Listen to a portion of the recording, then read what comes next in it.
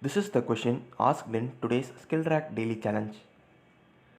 So in the first line of our input, we are given the value of integer n, and after that we are given n string values as input, and it is also given in the question that the length of all the strings will be equal. So now we have to convert these strings into a character matrix of size r cross c. So the values of r and c must be determined like this. So r must be equal to n into 3. So value of n is equal to 4. So 4 into 3 is equal to 12. So our output character matrix must be of 12 rows, and the number of columns must be determined using the formula like this. So here the length of the string is 16. So I am doing 16 by 4. Suppose if the length is 20, then we have to do 20 by 4 into 3. That is, the number of columns formula is length of the string by 4 into 3. So 16 by 4 is equal to 4, and into 3 is 12. So the number of columns is also equal to 12. So we have to form a 12 cross 12 character matrix. That is, these strings must be converted into a 12 cross 12 character matrix, and we have to print that character matrix as our output. So now let us see our output. So this is our output matrix for the particular input in our sample input 1. So let us see how this matrix is being formed. And here I have also written down all the input strings so that it will be easy to see how the characters of the string are stored in our matrix. So our output matrix is divided into 3. So the total number of rows is equal to 12. So the first r by 3, that is 12 by 3 is equal to 4. So the first 4 rows, we can see that the characters are present in the middle, and the left and right contains asterisks. Similar to the first r by 3 rows, the last r by 3 rows also has characters in the middle and asterisks in its left and right. But in the middle r by 3 rows, we can see that the asterisk is present in the middle and the left and right has characters. So let us see how these characters are stored. And it is also given in the question that the length of all the input strings will be equal and it will be divisible by 4. So in this case, the length of string is equal to 16, which is divisible by 4. So we can split this string into 4 substrings. So this input string can be split into 4 substrings of length 4. So 4 plus 4 plus 4 plus 4 will be equal to 16. So the first substring of length 4 will be A, B, C, D, and then the next substring of length 4 will be E, F, G, H. So like this, for all the input strings, we have to divide it into 4 substrings. Suppose if the length is equal to 20, then we have to divide it into 4 substrings, each of length 5. So the input string must be divided into 4 substrings. So like this, I have divided all the input strings into 4 substrings. So here we can see that we were totally given 4 strings as input, and every string is converted into 4 substrings. So we have to do this for our input first, and now we can see that the first substring of all the given n strings is stored in the first r by 3 rows. So the first substring of all the strings is ABCD, 1, 2, 3, 4 and ZYXW. And we can see that all these substrings are stored in the middle of the first r by 3 rows. So ABCD, 1, 2, 3, 4 and ZYWX. And similarly, we can see that the third substring of all the string is stored in the last r by 3 rows. So IJKL and then uppercase IJKL.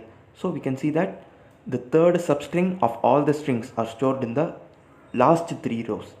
So the second and fourth substring of every string is stored in the middle r by 3 rows. So here we can see that the second and fourth substring of the first string is EFGH and MNOP. So it is stored in the middle 3 rows. So MNOP and EFGH, and then the uppercase MNOP and uppercase EFGH, and they are also stored in the middle r by 3 rows.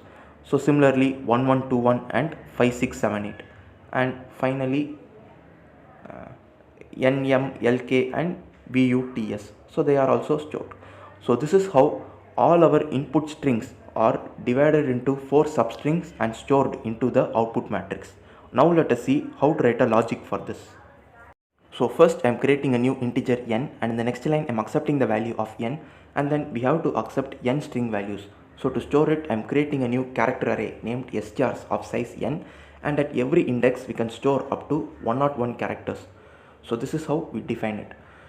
So now we have to accept n string values. So using a for loop and scanf statement, I am accepting the n string values, and as per the question, the integer L denotes the length of string. So I am storing length of string in the variable named L. So L is equal to string length of strs of 0. So all the strings will be of equal length. So I am storing the string length of strs of 0. And we have to convert the input strings into a character matrix of size R and C. And to find the values of R and C, we are given a formula in the question itself. So R is equal to n into 3 and C is equal to L by 4 into 3. And I am creating a matrix of size R cross C. So it is a character matrix, and initially I am just setting all the characters in the matrix as asterisks because the remaining spaces must be filled with asterisks. So initially we will be filling all the characters with matrix and we will update. So it will be easy. So using memset function, I am just setting all the characters with asterisks. So I am passing the name of the matrix and then the character that is to be replaced and the size. So when we use this function, all the characters in the matrix will be initially asterisks. So now we are going to apply our logic, and before that we are creating two more integer variables named column index and row index, and I am setting column index is equal to L by 4 because we will be splitting our input string into 4 substrings. So the starting index of the first substring will be 0, and for the second substring it will be L by 4, and for the third substring it will be L by 4 plus L by 4. So this is why I am storing it in a variable named column index, so it will be easy for us. Similarly, the total number of rows, that is the matrix, will be divided into 3 rows. So first R by 3 rows, and then second R by 3 rows, and third R by 3 rows. So I am setting row index is equal to R by 3. So now let us see how we are going to implement our logic. So first I am going to create a for loop, and this for loop iterates through all the rows of our matrix. So this loop iterates from 0 to R, and if the value of I is in the range 0 till I less than row index, the value of row index is R by 3, which means I is in the first 3 rows. So I am writing it. If I is greater than or equal to 0 and I less than row index, then it means we are present in the first R by 3 rows, and in the first R by 3 rows, as we discussed in our output, we can see that the characters will be present in the middle and asterisks will be present in left and right. Here we can see that at middle only we have the characters, and these characters are nothing but the first substring of all the input strings. So we have to write logic accordingly. So starting index, I am creating another variable named starting index and I am setting it to 0 because we have to store the first 4 characters of every string. So it will be present from 0, and in every iteration of this loop we will be incrementing the value of the variable starting index, and we have to store these characters in the middle of every row. So to iterate through the middle, we will be starting j from column index till column index plus column index. So this j loop will be iterating through the middle characters of the particular row, because the left and right will be surrounded by asterisks and the middle will only contain characters. So this j loop will be iterating as required, and at every index we will be storing the characters of strs into the matrix. So like this, for every iteration, that is for the first R by 3 rows, we will be storing the first substring of every string into the matrix. So this is what will be happening in the first R by 3 rows. So all the first substrings of every string will be stored in the middle of the first R by 3 rows. And now for the middle R by 3 rows, the middle will contain asterisks and the left and right will contain characters. So the range for middle will be I will be greater than or equal to row index and I less than row index plus row index. So if this condition is satisfied, then it means we are present in the middle R by 3 rows. So again, in the middle R by 3 rows, let us see our output. So the middle will contain characters and the left and right will contain asterisks, and the characters in the left are the fourth substring and the characters present in the right are the second substring. So EFGH, which is the second substring, and MNOP, which is the fourth substring. So the second and fourth substring will be stored in the right and left. So now we should write logic according to this. So the second substring of every string must be the last 4 characters of every row in the middle r by 3. So again I'm creating a new variable named starting index, and I'm setting starting index is equal to column index, because the second substring starts from the value of column index. So I'm setting starting index is equal to column index, and the starting index will be incrementing in every iteration of this J loop. And we have to store the second substring into the last 4 characters of the row. So we have to iterate through the last 4 character of the rows. So it will be column index plus column index till C. So that will be the last 4 characters, and in every iteration I'm storing the characters of strs into the matrix, and the row will be I mod n, because I will become greater than n. So cyclic fashion we are just using I mod n. So this will update. So this for loop will store the second substring into the last 4 characters of the row. Similarly, we have to store the fourth substring into the first 4 characters. So the starting index of the fourth substring will be column index plus column index plus column index. So I am setting starting index is equal to column index plus column index plus column index. So that will be the starting for the fourth substring, and we have to store it into the first 4 characters. So the first 4 characters will be from 0 till column index.